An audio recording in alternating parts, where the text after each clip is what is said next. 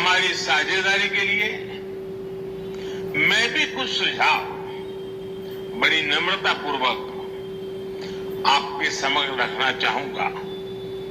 पहला है manufacturing. Auto sector में हमारी भागीदारी बेहद सफल रही है और अभी प्रधानमंत्री जी ने इसका विस्तार से वर्णन किया। हम साथ मिलकर वही magic batteries, robotics, semiconductor, ship building और न्यूक्लियर एनर्जी में भी दोहरा सकते हैं। साथ मिलकर हम ग्लोबल साउथ, विशेषकर अफ्रीका के विकास में अहम योगदान दे सकते हैं। मैं आप सबसे आग्रह करता हूं, कम make in India, make for the world. Suzuki और डाइकिन की सक्सेस स्टोरीज आपकी भी सक्सेस स्टोरीज बन सकती है। दूसरा है टेक्नोलॉजी और innovation. Japan tech powerhouse है और भारत एक टैलेंट पावर हाउस है। भारत ने AI, semiconductor, quantum computing, biotech और स्पेस में बोल्ड और एम्बिशियस इनिशिएटिव लिए हैं। जापान की टेक्नोलॉजी और भारत का टैलेंट मिलकर इस सदी के टेक रिवॉल्यूशन का नेतृत्व कर सकते हैं। तीसरा क्षेत्र है ग्रीन एनर्जी ट्रांजिशन। भारत तेजी से 2030 तक 500 गीगावाट रिन्यूएबल एनर्जी के लक्ष्य की ओर अग्रसर है।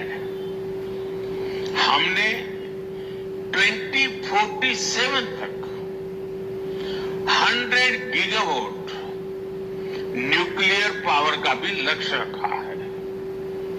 सोलर सेल्स हो या फिर ग्रीन हाइड्रोजन, साझेदारी की अपार संभावनाएं हैं। भारत और जापान के बीच ज्वाइंट क्रेडिट मैकेनिज्म पर समझौता हुआ है। इसका लाभ उठाकर क्लीन और ग्रीन फ्यूचर के निर्माण में सहयोग किया जा सकता है।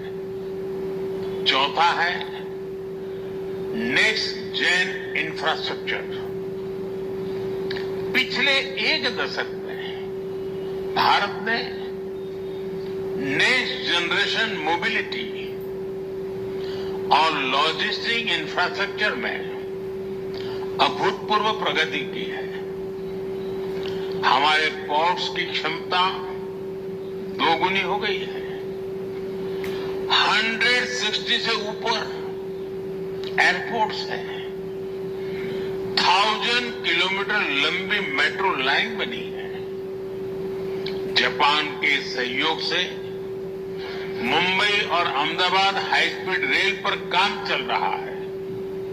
लेकिन हमारी यात्रा यही नहीं रुकती।